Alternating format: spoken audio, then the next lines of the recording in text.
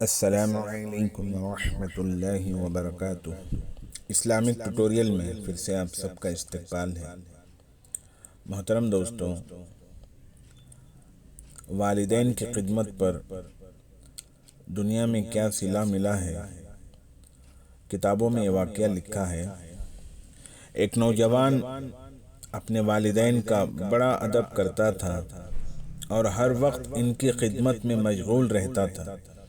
جب والدین کافی عمر رسیدہ بوڑھے ہو گئے تو اس کے بھائیوں نے مشورہ کیا کہ کیوں نہ اپنی جائیداد کو والدین کی زندگی میں ہی تقسیم کر لیا جائے تاکہ بعد میں کوئی جھگڑا نہ ہو۔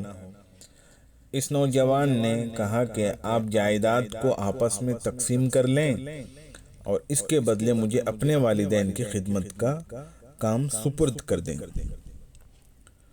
دوسرے بھائیوں نے بڑے شوق سے یہ کام اس کے سپرد کر دیا۔ یہ نوجوان سارا دن محنت مزدوری کرتا، پھر گھر آ کر بقیہ وقت اپنے والدین کی خدمت اور بیوی بچوں کے دیکھ بھال میں وقت گزارتا۔ وقت گزرتا رہا حتیٰ کہ اس کے والدین کا انتقال ہو گیا۔ ایک مرتبہ یہ نوجوان رات کو سو رہا تھا کہ اس نے خواب میں دیکھا کہ کوئی کہنے والا اسے کہہ رہا ہے، اے نوجوان، تم نے اپنے والدین کا ادب کیا، ان کو راضی و خوش رکھا، اس کے بدلے تمہیں انعام دیا جائے گا۔ جاؤ، فلاں چٹان کے نیچے ایک دینار پڑا ہے، وہ اٹھا لو، اس میں تمہارے لیے برکت رکھ دی گئی ہے۔ یہ نوجوان صبح کے وقت بیدار ہوا تو اس نے چٹان کے نیچے جا کر دیکھا تو اسے ایک دینار پڑا ہوا ملا۔ اس نے دینار اٹھا لیا اور خوشی خوشی گھر کی طرف روانہ ہوا۔ راستے میں ایک مچھلی کی دکان کے قریب سے گزرتے ہوئے اسے خیال آیا کہ اس دینار کے بدلے میں ایک بڑی مچھلی خرید لی جائے تاکہ بیوی بچے آج اس کے کباب بنا کر کھائیں۔ چنانچہ اس نے دینار کے بدلے ایک بڑی مچھلی خرید لی۔